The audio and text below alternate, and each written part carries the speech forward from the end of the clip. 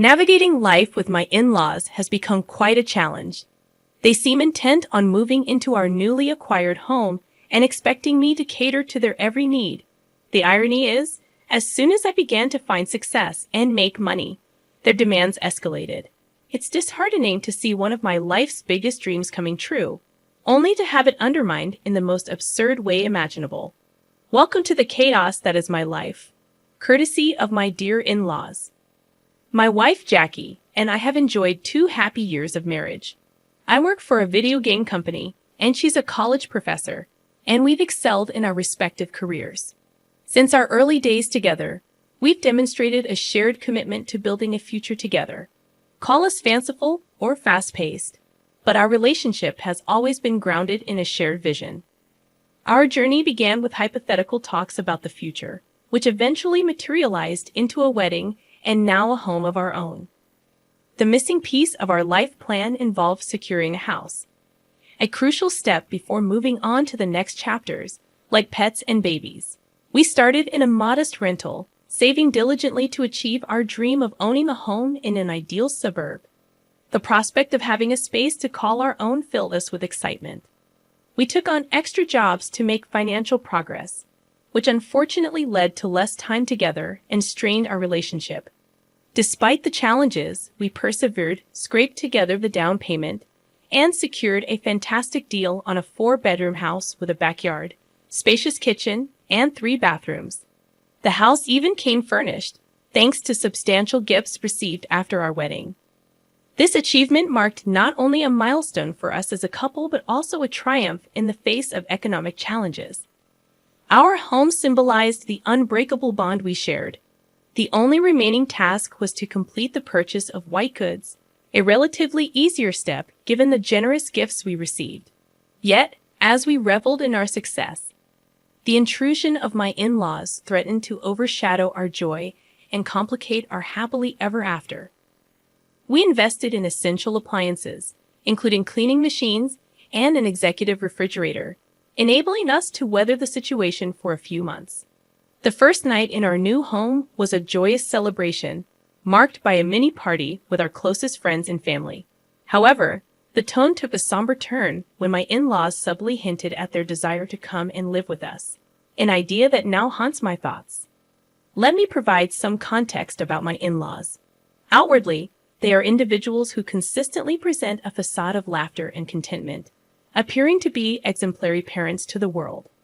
However, beneath this veneer lies a darker reality that Jackie, my wife, has shared with me.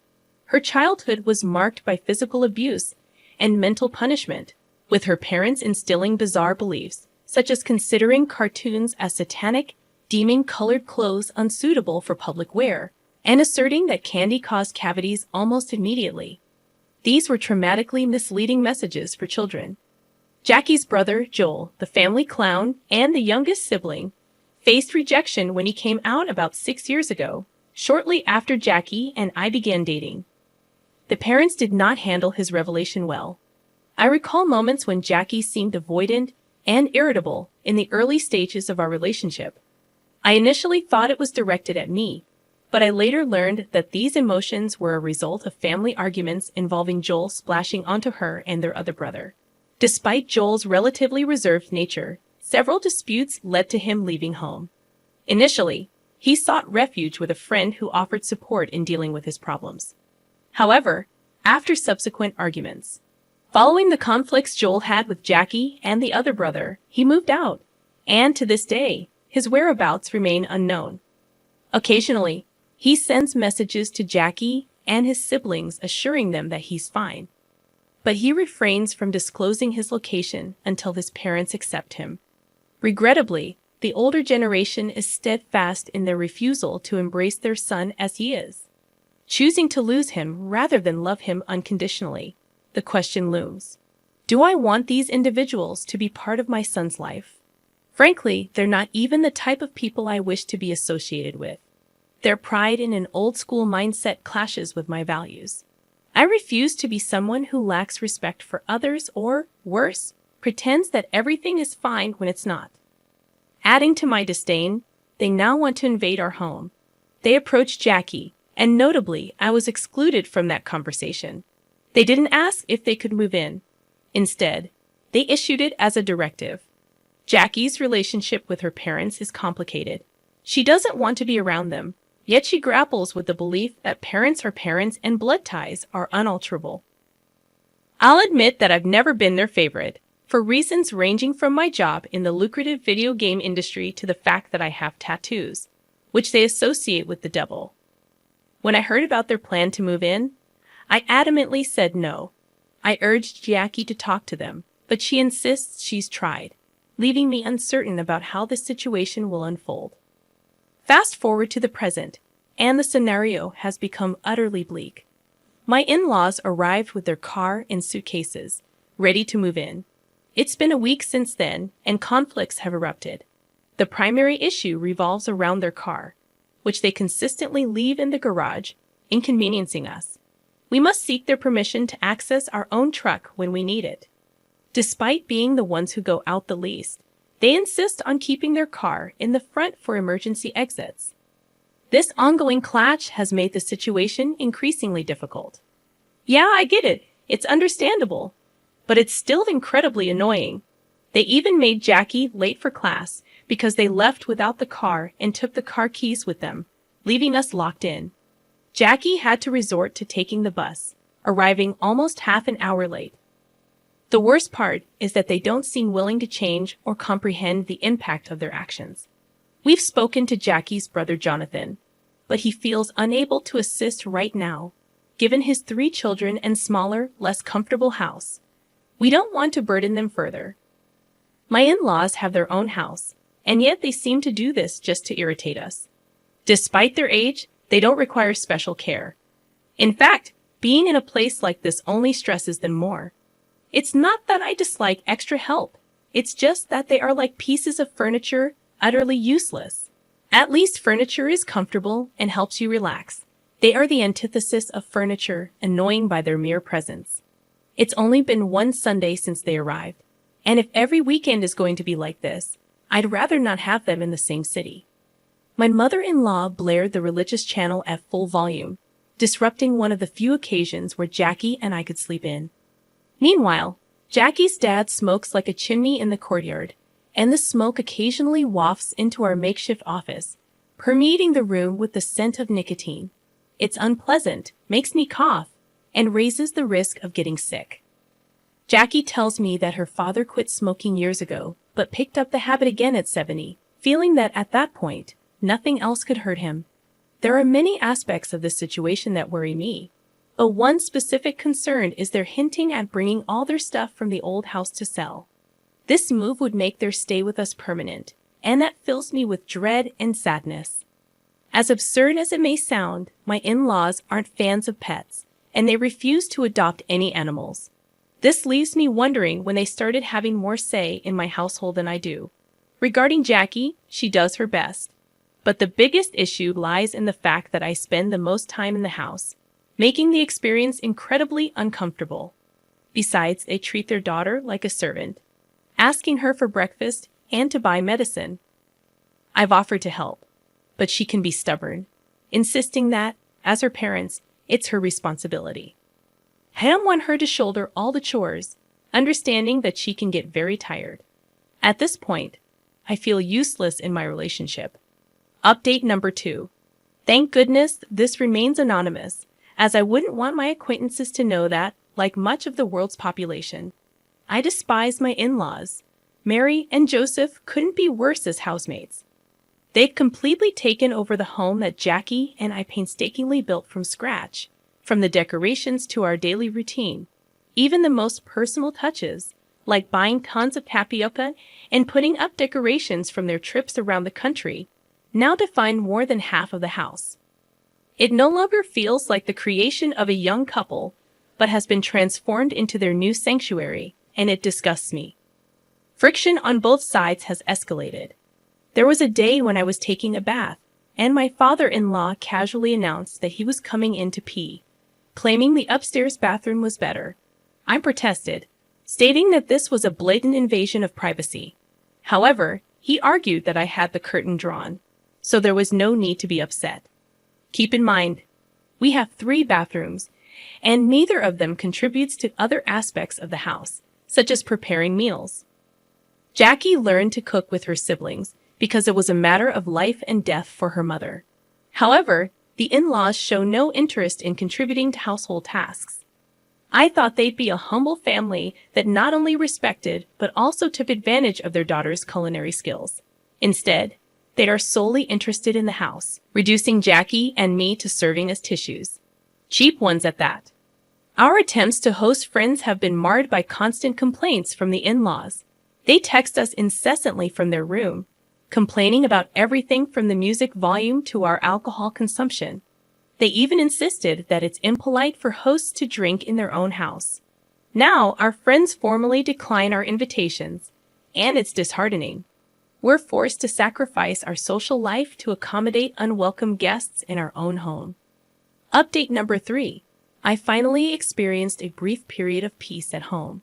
Jonathan, Jackie's brother, understanding our situation, decided to take my in-laws for a weekend under the pretext that his children would spend more time with their grandparents. We were immensely grateful, seizing the opportunity to enjoy some privacy. Friday was spent sleeping until noon on Saturday without worrying about a thing. On Sunday, we watched movies and tried out a couple of recipes we've been wanting to make for a long time. As hard as it is to admit, we felt like we still had so much more to do. Consequently, Jackie and I discussed the difficult decision of asking my in-laws to find their own place, as painful as it may be. I assured her that I would stand by her side during the conversation, aiming to remain strong. We decided to discuss our concerns with her parents upon their return. That Monday evening, after returning from work, we broached the topic with them. However, initiating a conversation about not wanting an older couple to live with you is inherently awkward. The challenge lay in figuring out how to express our desire for them to have their own space without offending them. Inevitably, the discussion turned to the 2 options we saw: placing them in a nursing home or keeping them with us. Financial considerations were set aside as we genuinely believed a nursing home would offer the best care and comfort for everyone involved. Unfortunately, they did not share our perspective. The mere proposal offended them deeply. Despite offering to assist with expenses, they began raising their voices, insisting they were not feeble old people and that we needn't go to such lengths for them. Feeling the tension rise, Jackie spoke up, stating, "To be honest, it's become somewhat complicated for us to keep the 2 of you in the house, not so much economically, but in terms of living together because we want and need to have our own space as a couple." Their reaction was loud and defensive. Unable to tolerate their shouting, I interjected, stating that we never wanted them in the house in the first place. They invited themselves. This struck a nerve, as they felt we saw them as useless burdens. In response, they scolded us, portraying themselves as victims. My father-in-law, refusing to yield, asserted that nobody would force him out of his own house. The situation escalated when he turned violent, threatening me due to our age difference. While I am not a violent person, the confrontation brought out the worst in me. Jackie intervened, calming us down and suggesting we discuss the matter in the morning. By then, I had reached my breaking point. I firmly asserted that there was no way they would stay at my place. The night concluded with them retreating to their room, upset, mirroring our own feelings. Strangely, it became a night of peace in the house, with both parties silently stewing in their thoughts. I even dreamt of evicting them on the spot, as crude as it may sound. I'm struggling to find an immediate solution to this ongoing conflict, but Jackie and I are in constant communication, brainstorming potential resolutions. Update number 4. I sense that some readers might be anticipating a more intense turn in the story. And unfortunately, it did take a somber turn. Jackie had a significant argument with her parents, details of which she chose not to share with me. I was left in limbo for a couple of days. About a week ago, when their conversation concluded, I found Jackie crying as she packed a small bag, apologizing and explaining that she'd stay at Jonathan's for a few days. Just like that, my life vanished from our home to her brother's, leaving me alone with my in-laws for 2 whole days. No one addressed the situation with me during that time, and Jackie, through occasional messages, assured me she'd be back soon, enjoying time with her nephews. I tried to stay home as little as possible during this period, allowing ample time for reflection on what our next course of action should be. Despite my efforts, no clear plan emerged. When Jackie returned, she presented the final details of her master plan to rid ourselves of her parents. I won't delve into the specifics for now, but I'll emphasize that when someone messes with your spouse, even if they're her parents, forgiveness may not be on the table. Update number 5. It's been 3 long months since the last update, and the situation has left Jackie and me on edge. We've exhausted all avenues to evict her parents, even exploring legal means, but the protective laws for older individuals seem to work against us. In an almost absurd twist, they attempted to take over the house, revealing documents that implied Jackie's consent, though she signed without understanding. We chose to remain silent at the time, but now, we've decided to show them no mercy. We've organized a plan to sell the house without informing them. It's painful that we can't even make it our own home, but it seems we may have to follow in the footsteps of Jackie's younger brother, Joel, and simply disappear from their lives. In our pursuit of happiness and peace, the realization struck that having my in-laws hovering over us, whispering negativity, was not conducive to a good life for anyone. So we've decided to offer our house to work colleagues of a friend, people we're not particularly close to. My friend will play a pivotal role in recommending the house for sale at a good price. You might wonder about the whereabouts of my in-laws in this equation. Well, they'll be on vacation with my father-in-law's younger sibling for 2 weeks. During this time, we plan to finalize arrangements, take our belongings, and leave the house under Jonathan's care. He's been helping us and assured us that his parents still have their old residence to return to. Jonathan is not afraid to confront them when they move back, especially since his family lacks the space to support them, even if they wanted to. We'll be making them move during this period, organizing everything to remain anonymous long enough to slip away unnoticed. It may seem a bit crazy, but we're serious about regaining our own space without unwanted intruders. Update number 6. We're still at the party, and if my excitement is palpable, it's because we all are. I'll cut to the chase, as I sense your anticipation. We did go through with the change, finalizing the sale, leaving the place, and what transpired afterward is worthy of a television series. In chronological order, we sold the house, stayed with Jonathan's family for a couple of days to complete the move, and secured an apartment in the city center. While smaller than our previous home, we had surplus funds that found their way into a savings account. Then came the waiting, a mere 2 or 3 days that felt like the longest of our lives. A little less than a week later, we started receiving messages from Jonathan detailing the aftermath. We owe our lives to him because he almost masterfully covered up our tracks. Upon their return, my in-laws found the house inhabited by strangers, adorned with new decor, and none of their old belongings. The family that was now in residence returned to find a pair of older individuals complaining and yelling about why they were in their house. Instead of being bewildered, the family's reaction infuriated my in-laws. So, without hesitation, they dialed the police. While I wasn't privy to all the details, I knew it was a bitter situation. The elderly couple ended up spending a couple of nights at the police station as authorities tried to untangle the mess. What intrigued and somewhat troubled me was the conspicuous absence of our involvement in the elders' saga. The new owners reached out to us, but we insisted they relocate the elderly pair due to the potential legal ramifications of illegal trespassing, a demand they promptly fulfilled. Legal disputes ensued, and we closely followed the proceedings. Thankfully, we remained unscathed, only providing some private statements. It was a trying time, and Jackie shed many tears, but ultimately, we emerged victorious. The elderly couple, facing the possibility of trespassing charges, incurred a substantial fine and were mandated to return to their own home. This marked their lowest point, as they were already established in a residence, making the legal implications quite severe. In a nutshell, we got what we desired. The elders paid the fine, tails between their legs, and we returned home. According to Jonathan, they couldn't have been angrier. Oddly enough, A couple of positive outcomes emerged from this ordeal. First and foremost, we reconnected with Jackie's brother Joel, who, upon learning about his parents' actions, decided to rejoin us.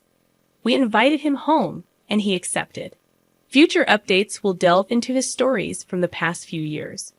Plans for a family dinner are in the works, sans the older folks. We're eager to capture moments with pictures, knowing that the parents lack social networks to stalk us. Here's a little secret. After the dinner, we plan to reveal another joyful development. Jackie's pregnant, and I'm going to be a dad. It's an exciting time for us, financially supported by what we saved at the apartment. Though not guaranteed, Joel expressed a willingness to assist with the baby's care. We're thrilled, as we were on the brink of thinking it might not happen. Despite the potential awkwardness when the baby asks for grandparents, we're embracing the start of a new and promising chapter for our growing family. Reflecting on the comments, some argued that our actions were overboard, advocating for a straightforward confrontation. While I understand those sentiments, the unique plan we executed unfolded successfully, leading to positive outcomes in our lives. Feel free to share your thoughts in the comments section below. I appreciate your engagement and hope you all have a fantastic day. Stay kind.